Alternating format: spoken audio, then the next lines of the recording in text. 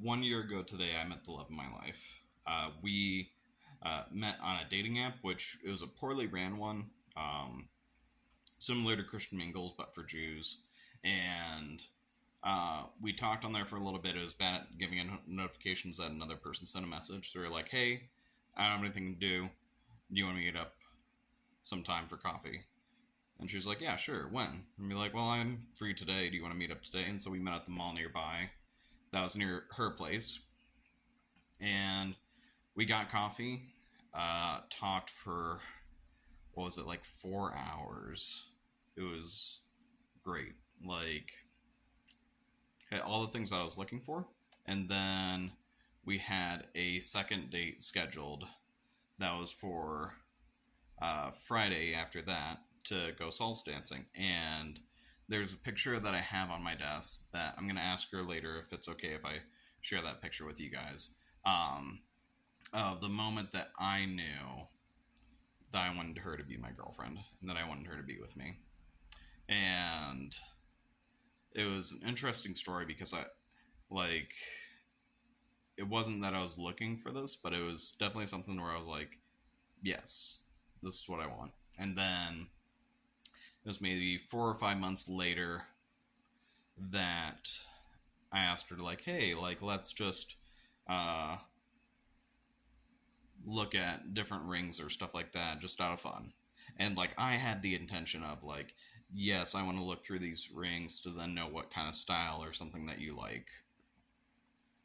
And so I bought the ring. She was very specific that it was nothing more than 1 carat. She didn't want something bigger, um, because of how people can be here in Mexico when it comes to rings size and stuff like that.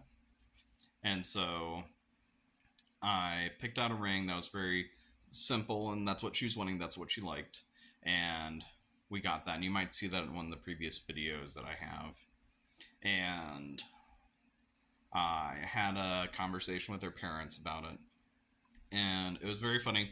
They asked me some questions, mainly her dad asking me, "Do you have another family in the U.S.? Do you have money in order to buy a house here in Mexico? Because that's a tradition within Mexican families that when you get married, you buy your first house." And the last one was that was pretty significant is, do you plan to live in the US or Mexico? And I was like, well, my home is here in Mexico. My business is back in the US. I run an Airbnb out of the house that I bought 6 years ago. Uh, that was pretty cheap compared to US standards. So I still have that.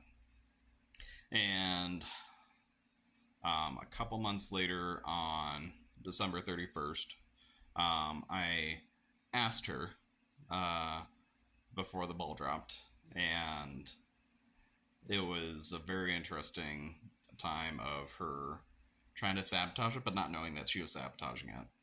And so I had to work my way into like, yes, let's do this because I wanted it to be in front of other people so that I could have one of her siblings take pictures, and then she nixed that because she was just like, oh, I don't want to do that.